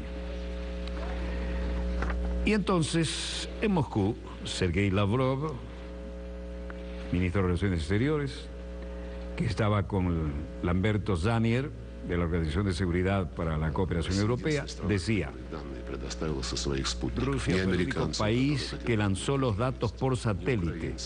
Los Estados Unidos tenían una información similar, pero decidimos no hacerlo público. Ucrania también negó la publicación de los datos de lo que dialogaban el despachador de vuelo antes del accidente. La comisión de investigación se negó a hablar con el delegado de Almazantey, a pesar de que el avión que se estrelló fue derribado. Ellos nunca hablaron entre sí. Hay un montón de cosas muy raras, muy extrañas acerca de la labor del grupo de investigación, pero que no necesitamos enumerarlos aquí y ahora. Rusia hace preguntas sobre la comisión de investigación del MH17. Los resultados finales se darán a conocer por el grupo de investigación internacional liderada por los Países Bajos, con la participación de Ucrania, Australia, Bélgica y Malasia el 13 de octubre. Lavrov dijo que Rusia ha puesto en duda el trabajo del grupo de investigación por varias y muy sustentadas razones. El grupo no invitó a Malasia o a la Organización de Aviación Civil Internacional a participar en la investigación durante los primeros 6 meses después del accidente. Y en Malasia, la esposa del piloto del MH17 decía, el informe está afuera y quiero que están implicando a alguien para penalizarlo. Al igual que dije antes, esto no cierra para mí y esto no va a volver nunca a una situación que pueda ayudar a penalizar a los culpables. La esposa del piloto del MH17 quiere justicia tras el informe que confirmaría que fueron misiles lanzados contra el avión. La esposa del piloto dio dramáticas declaraciones y su hijo llevaba un uniforme de piloto comercial similar al de su padre. Y Veloy, una madre de 2 hijos, dijo que a pesar de que ha aceptado la muerte de su marido, Eugene Cho, solo recibirá el cierre de este drama una vez que el culpable haya sido llevado ante la justicia. Y con la imagen del piloto, que ha dejado atrás una hermosa familia, y no fue el único, por supuesto, cerramos esta primera parte de un drama que todavía no cierra, ni mucho menos. Está bastante lejos de haber sido cerrado esto, y parecía mandado a hacer. Esto podría ser a otra escala, para algunos mal pensados, una repetición de algo parecido al hundimiento del Lusitania que generó la Primera Guerra, ¿no? Pero en este caso era un Lusitania del aire. Bueno, queremos, hablando de buenas noticias, festejar un par de temas que queremos compartir con ustedes. Primero, agradecer a la Junta Directiva del diario Panorama, porque cumple, oigan bien, 100 años, ¿no? Panorama comenzó a salir en 1914, cuando comenzaba la Primera Guerra Mundial. 1914-2014. Eso es mucho navegar para la nave insignia del periodismo de Venezuela, más allá de Caracas, ¿no? El gran diario del Zulia. Y a través de una selección de grandes e inolvidables primeras páginas podemos conocer el recorrido periodístico de esta casa editorial y compartir los momentos más significativos en la historia de la humanidad. 100 años de historia. Este acto marca la clausura del centenario del diario Panorama, al que felicitamos de todo corazón, porque 100 años editando no se cumplen todos los días, evidentemente, y esto no es un lugar común. El día jueves 22 de octubre de 2015, lugar Centro Cultural BOD, La Castellana, Caracas, a las 19 horas, las 7 p.m. Muchas gracias por la invitación y felicitaciones a Panorama, a su junta directiva y a todos los que hacen esa nave insignia del periodismo. Y hoy, martes 13 no siempre significa algo negativo. Martes 13 y miércoles 14 se desarrollan las jornadas científicas muy importantes con motivo del 6º aniversario de la inauguración por parte del comandante supremo Hugo Chávez, nada menos que del Centro Nacional de Genética Médica, doctor José Gregorio Hernández. Y como esto es lo que dirían los gringos un joint venture entre Cuba y Venezuela, se cumplen además 15 años del convenio Cuba-Venezuela, que ha hecho tanto en pro de la salud de muchos. No veo en los monitores de los satélites nada que mejore la pauta que hemos mostrado hasta ahora. Si así fuera, lo bajaríamos de inmediato. Breve corte y volvemos con más acontecimientos en pleno desarrollo. No se vayan, ya volvemos.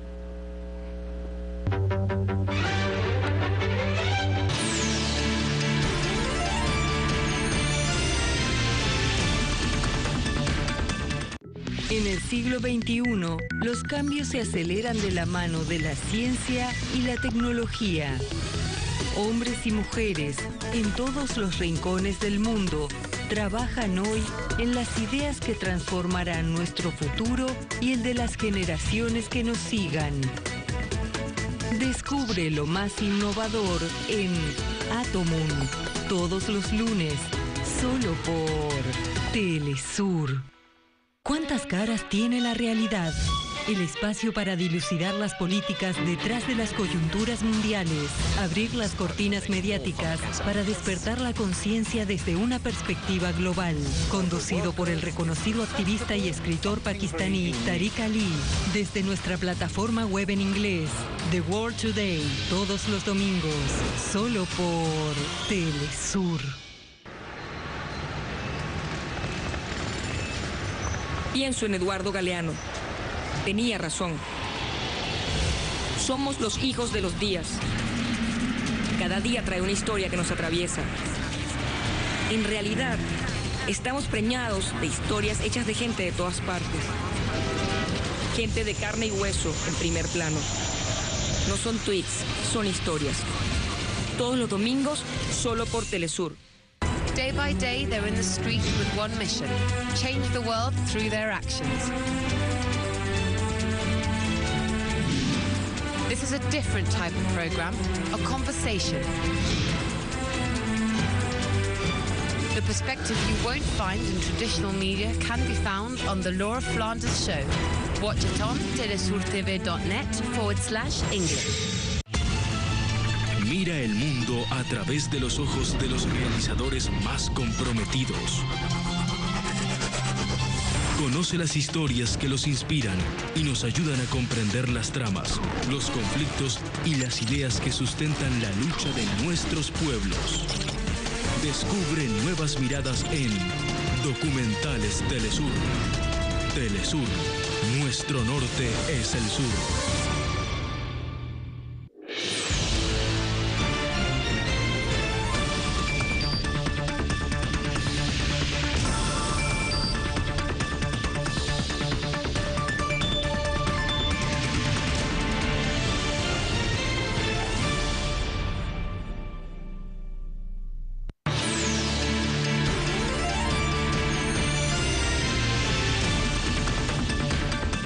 Volvemos con más acontecimientos en pleno desarrollo.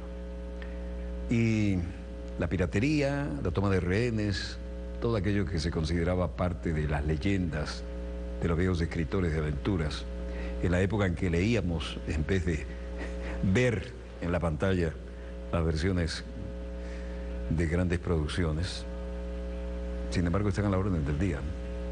Y las legendarias Filipinas siguen motivando dramas de esta naturaleza, ¿no? Rehenes, secuestros, trata de blancas. Esto allá, en lo que parece tan lejano, es un drama permanente y muy cercano si prestamos atención a los acontecimientos en pleno desarrollo que vamos a compartir con ustedes. Hay lugares donde parece que la ley internacional no llega, en otros llega pero se la ignora. Y en otros hay gente muy interesada en que no llegue. Pero vean este cuadro.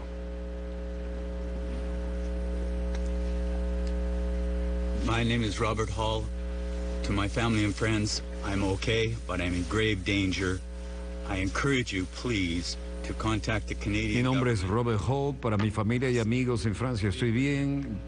Yo estoy en grave peligro, sin embargo.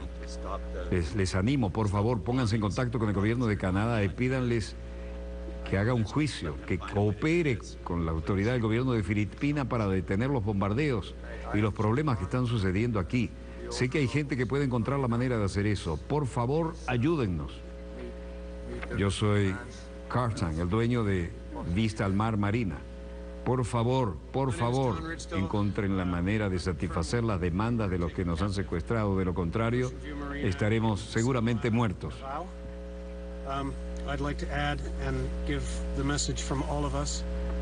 Y el hombre que se cree es John Reeds, uno que había planteado un cuchillo en algún momento. Hablará después. Canadian government and the Philippine government to help us by stopping all of the operations that have been going on. En suma, los rehenes apelan en el video para que cesen las operaciones militares en Filipinas. Los 4 fueron arrebatados a punta de pistola, por 11 hombres armados, al parecer vinculados a Al-Qaeda, militantes islamistas, en un lugar de turismo de lujo en la isla de Samar, en Filipinas, el 21 de septiembre, y los llevaron a un lugar desconocido en el sur. Por favor, dejen todas esas operaciones de lugar para que las negociaciones puedan comenzar, dijo un hombre que se presentó como John Ritzel en el clip.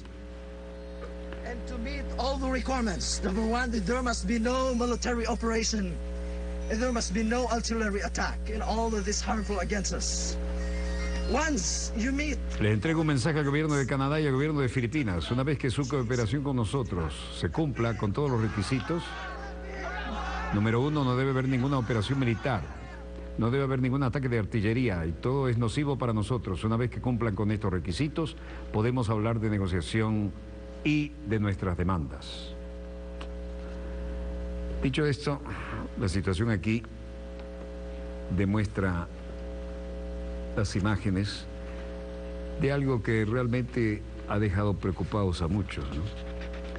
Y esto significa el momento que esta gente fue secuestrado y llevado a donde no sabe dónde ahora, en las Filipinas, y donde los militantes armados exigen ahora por los secuestrados condiciones que los ministros responsables parecen no estar dispuestos a cumplir. Las operaciones fueron en un lugar paradisíaco, muy cerca de la playa, donde pasaban vacaciones de mar, y la situación hasta ahora no ha mejorado en nada. Y esto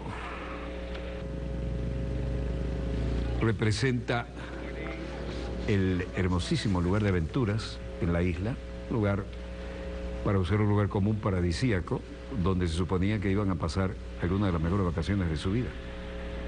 El resultado ha sido que fueron secuestrados y están en manos de los rebeldes.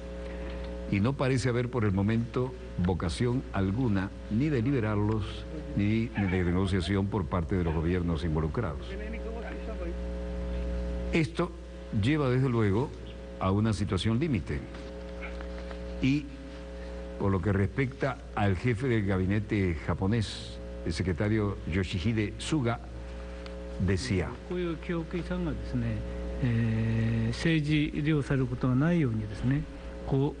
el gobierno quiere pedir justicia y transparencia en el programa Memoria del Mundo, de manera que no se utilice con fines políticos. ¿A qué viene esto?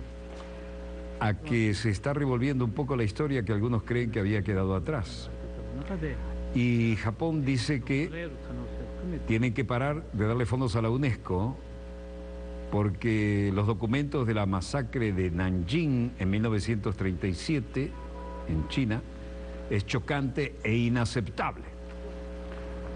Por su parte, en el Ministerio de Relaciones Exteriores de China, la vocera Hua Chunying decía hoy, respondiendo a la rueda de prensa de Japón: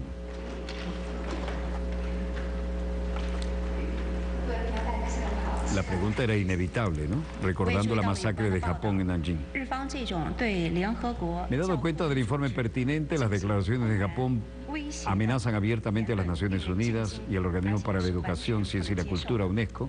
Es impactante y completamente inaceptable. Luego una pregunta dijo: lo que quiero destacar es que Japón puede amenazar con recortar los fondos para el órgano competente de la ONU, pero Japón no puede frotar y borrar las manchas de la historia. Cuanto más la frota, más negras se vuelven. Y esto era una referencia, obviamente, a viejos dramas de la Segunda Guerra y anteriores. En Boston, Massachusetts,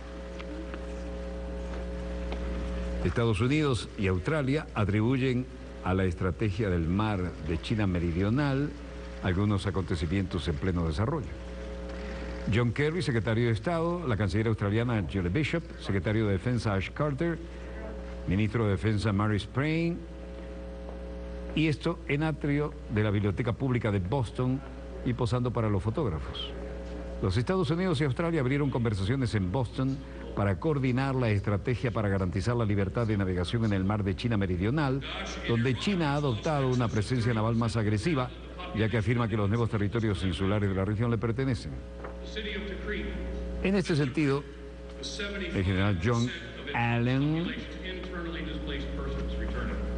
en el Club Económico de Nueva York, decía: Daesh en Irak ha perdido el acceso al 30% del territorio y la población que controla en esta época es menor que la del año pasado. La ciudad de Tikrit, se refiere a Irak, ha sido liberado en el 75% de su población de desplazados e internos que intentan regresar. Y las fuerzas iraquíes están haciendo ganancias en el territorio, en Ramadi, en la capital de Anbar.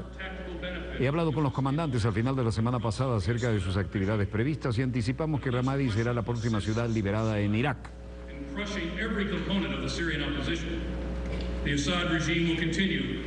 Puede haber apariencia de beneficio táctico a corto plazo, ya que Rusia estabiliza y apuntala al régimen de Assad, pero a menos que Rusia ayude a Assad en el aplastamiento de todos los componentes de la oposición siria, el régimen de Assad seguirá necesitando apoyo extranjero para sobrevivir. Lo hecho hasta el momento es que el apoyo viene de Rusia, Irán y Hezbollah libanés. Y hay un problema con esa lista. Permítanme observar que Rusia ha pasado no un esfuerzo significante de atacar prácticamente todos los otros grupos de la oposición en Siria, excepto Daesh, que era la razón declarada de su intervención para comenzar. Pero esto no es un concurso entre Estados Unidos y Rusia. No es una repetición de la Guerra Fría, menos mal que lo dijo. Es de nuestro interés para Rusia que ésta sea responsable, que sea un actor eficaz en la escena internacional. Nuestra batalla continúa y seguirá siendo contra Daesh. Y luego, otra pregunta en el Economic Club of New York, dijo, ¿podría ser la aparición de la relación ruso-chiita lo que podría fortalecer el conflicto sectario en la región? Creo que eso es probablemente el peor de los escenarios en muchos aspectos. Y a otra pregunta, dijo, después de haber mandado el teatro de la guerra y con gran esfuerzo de la coalición en Afganistán, veo esta lucha como un conflicto regional. En ese contexto no está claro todavía si el papel de Rusia contribuirá a facilitar una transición política en Siria o simplemente a estabilizar un régimen asesino. Si es lo primero, existe el potencial de cooperación. Si se trata de lo último, es difícil prever un resultado político a corto plazo que podría poner fin a la violencia y poner a Siria en un camino hacia la recuperación humanitaria, económica, social y política. Economic, social, and political recovery. Alongside these efforts, junto a estos esfuerzos, las 65 naciones y organizaciones de la coalición contra Daesh y contra ISIL permanecerán centrados en los retos del futuro, y este será un conflicto a largo plazo con muchos aspectos a considerar. Algunos días vamos a tener avances en este conflicto y algunos días vamos a tener reveses. Pero cómo derrotar la ideología de Daesh, algunos aspectos de este conflicto, puede tomar una generación o más. Este conflicto puede tomar una generación o más. Pero como comunidad internacional cree que podemos y vamos a estar a la altura de este desafío. Muchas gracias. This is an important topic for our time, for our nation, and for our people. And I look forward to taking your questions. Thank you very much. John Allen advierte que la lucha contra el Estado Islámico podría tomar una generación o más. Y lo dice en el ámbito de uno de los lugares de la ultraderecha económica, el Economic Club of New York. El compañero Evo, como nos honra en llamarnos, ¿no? Hablamos entre compañeros. Venezuela y Bolivia acuerdan un nuevo impulso a la cooperación energética y comercial. Los presidentes de Venezuela, Nicolás Maduro, y de Bolivia, Evo Morales, acordaron este martes. Hermano Hugo Chávez, es importante seguir revisando, avanzando como hicimos hasta ahora, compartir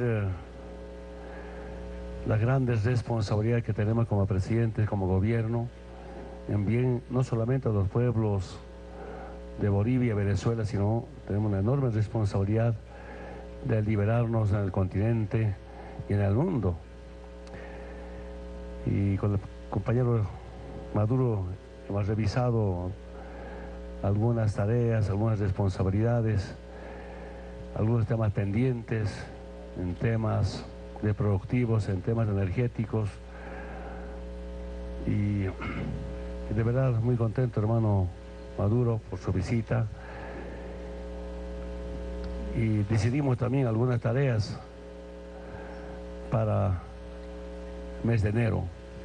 sería nuestro hermano Maduro. Estamos recibiendo la señal desde Cochabamba, Bolivia, bilateral, Venezuela-Bolivia. Su presencia, su visita siempre es una gran fortaleza para nuestros movimientos sociales, para el pueblo boliviano, para el Estado plurinacional de Bolivia. Y retomar nuestras visitas como hacíamos antes con el compañero Chávez. Aquí un gran recuerdo del compañero Chávez.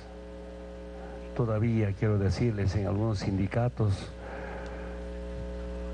hacen un minuto de silencio para empezar la reunión, las visitas que hicieron a Chapare en especial, otros departamentos, Tarija, El Alto, gran recuerdo que tenemos.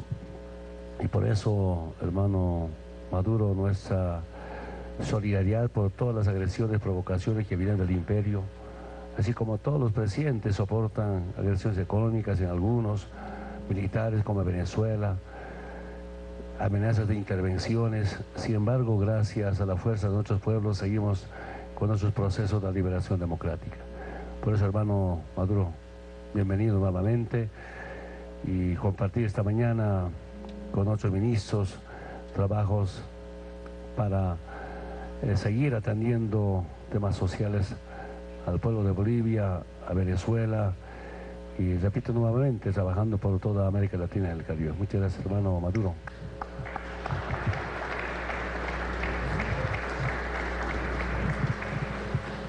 Bueno, gracias, compañero presidente, jefe indio del sur,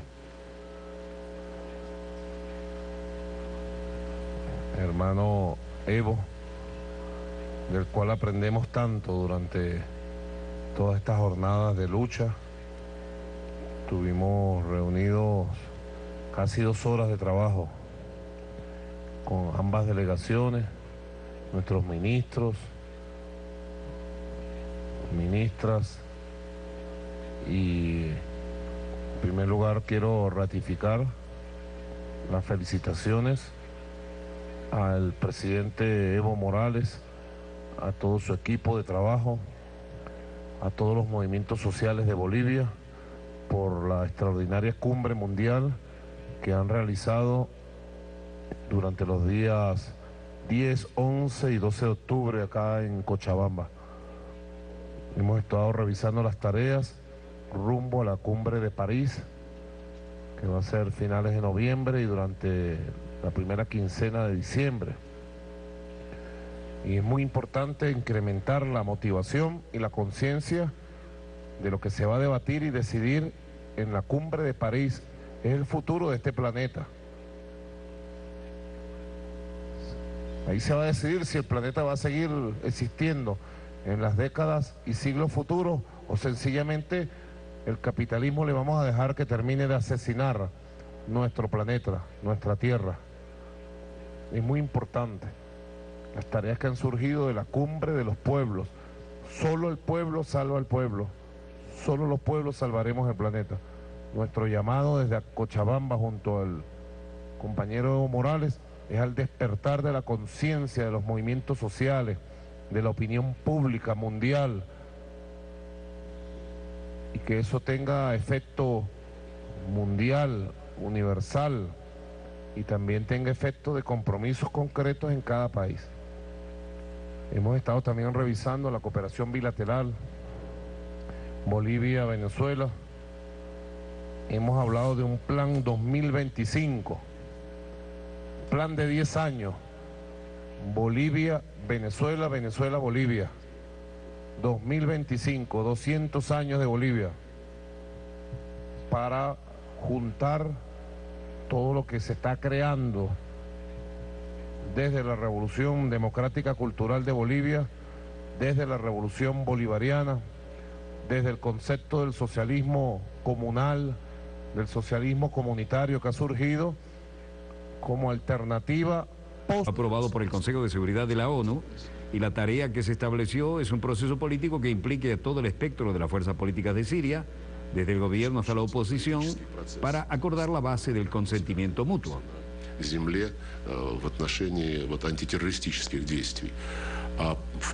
Al final, el proceso político depende de cómo nos coordinamos en el suelo, en las acciones contra el terrorismo, en el verdadero teatro de operaciones. Y en el proceso político apoyamos a De Mistura, se refiere al enviado de la ONU, y continuar tratando de conseguir que los estadounidenses y otros socios de la región pongan en práctica los acuerdos a los que hemos llegado, los acuerdos que incluyen los principales actores, los externos, en la búsqueda de una visión común de lo que pueden ser los participantes directos ahora en lo interno, en las conversaciones entre Siria.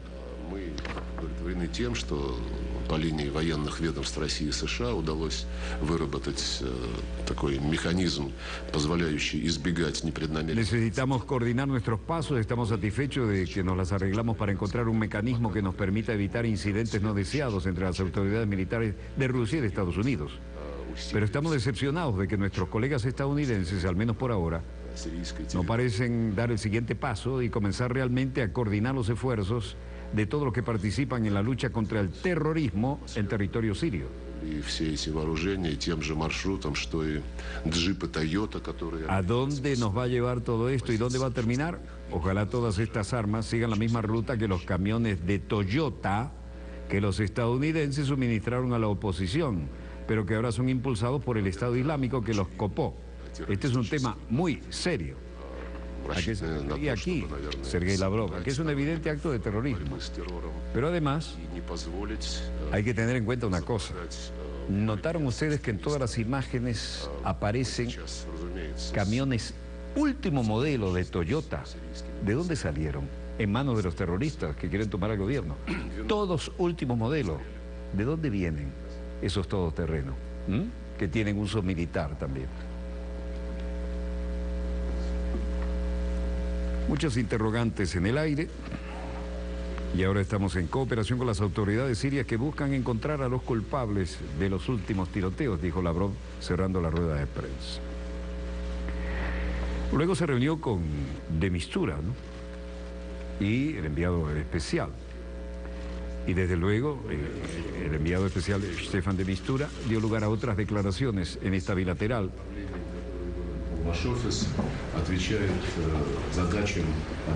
Estamos de acuerdo en que la puesta en marcha rápida de un proceso político de acuerdo a la dirección general trazada por su oficina responde a los objetivos de la unificación de todas las fuerzas sanas para el ahorro del drama que se vive en Siria, dijo Lavrov. Y luego agregó: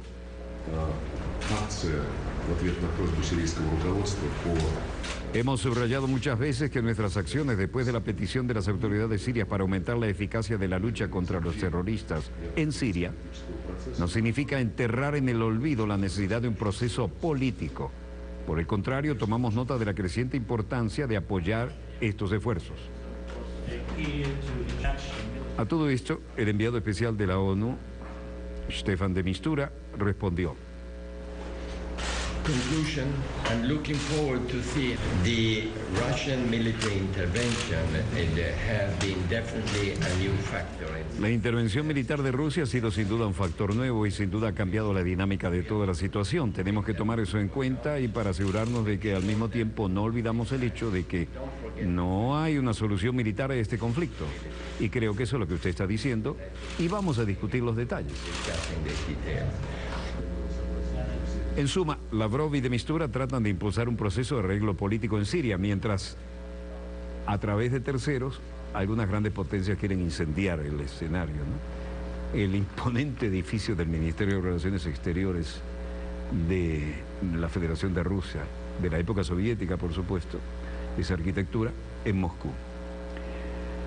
Bueno, De Mistura propuso un plan el mes pasado para entablar un proceso de negociación a través de grupos de trabajo y el Ministerio de Defensa de Rusia, aparte de la parte diplomática, daba también a conocer su punto de vista a través de Mayor General Igor Konashenkov. En las últimas 24 horas, aviones Sukhoi 34, Sukhoi 24, Sukhoi 25 SM han llevado a cabo 88 vuelos de combate, atacando 86 objetivos de la infraestructura terrorista en las provincias de Raqqa, Hama, Idlib, Latakia y Alepo. Se refería, por supuesto, a Siria. Y aquí vemos ese tipo de avión mencionados atacando en el terreno. La Fuerza Aérea de Rusia hizo 88 salidas y lanzó ataques directos a tierra en 86 de ellas. Los objetivos en Siria.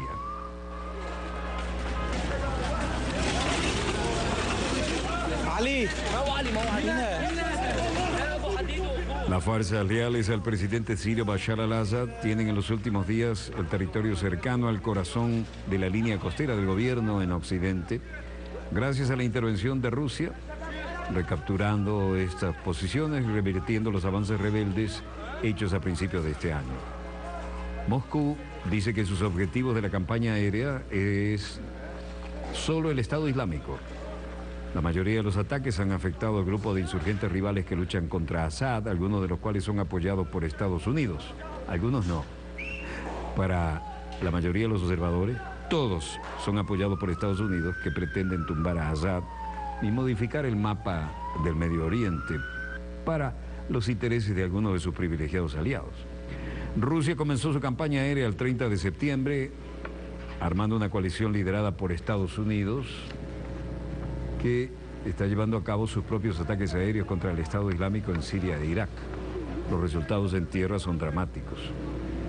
Bombardeo ruso en Siria no niega la necesidad de un proceso político, dijo Lavrov. La Fuerza Aérea de Rusia ha lanzado 88 salidas, golpeando 86 objetivos del Estado Islámico en Siria en las últimas 24 horas. Así lo dijo el Ministerio de Defensa.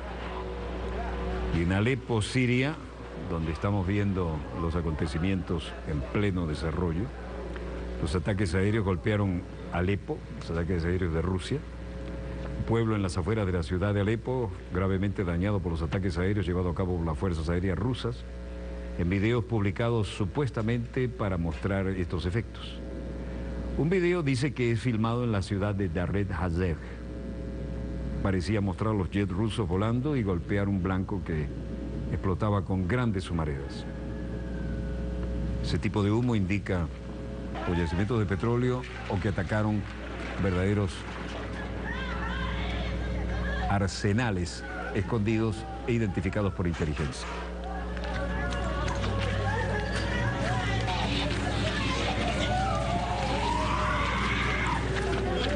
En otro video subido a un sitio web de medios oficiales se dice, para mostrar las consecuencias inmediatas del ataque aéreo en Dared Hazeh, que dejó muchos heridos de gravedad, muchos de los cuales fueron trasladados a un hospital. Rusia comenzó su campaña aérea el 30 de septiembre, alarmando una coalición liderada por Estados Unidos que está llevando a cabo sus propios ataques aéreos contra el Estado Islámico en Siria e Irak. Por un lado Estados Unidos, por el otro lado Rusia. Otro video de Ayán en Alepo pretendía mostrar las consecuencias del ataque aéreo ruso y parece mostrar civiles y trabajadores de defensa civil tratando de rescatar en estado de pánico a los heridos que están bajo los escombros y los restos de la destrucción. Otro video que también se rodaría en Hayán muestra a civiles tratando de rescatar a un hombre herido atrapado en los escombros, lo que parece ser un edificio derrumbado después de un ataque aéreo que se atribuye a Rusia. Un equipo médico se ve que le atiende de sus heridas sin lograr todavía sacarlo de los escombros que lo tienen atrapado. Moscú dice que los objetivos de su campaña aérea son el Estado Islámico. La campaña aérea de 2 semanas de duración. Rusia ha reforzado a Assad y salido de los Estados Unidos luchan para ajustar su programa de apoyo militar, creando problemas para los opositores de Assad. Mientras tanto, en Bagdad, Irak, el coronel del ejército de los Estados Unidos, Steve Warren, vocero del Pentágono, decía: el incidente del sábado, según mi entendimiento, es que nadie tenía que cambiar sustancialmente la situación planteada. Reconocen que fueron llamados a seguir otras misiones de ataque. Y en este momento que yo sepa, no solo ha sido un incidente o un caso en el que los pilotos de la coalición se equivocaron, decidieron acercarse a un bombardeo en una dirección diferente, simplemente porque no eran aviones rusos que operaban cerca. La otra cosa que hemos visto como resultado de los ataques aéreos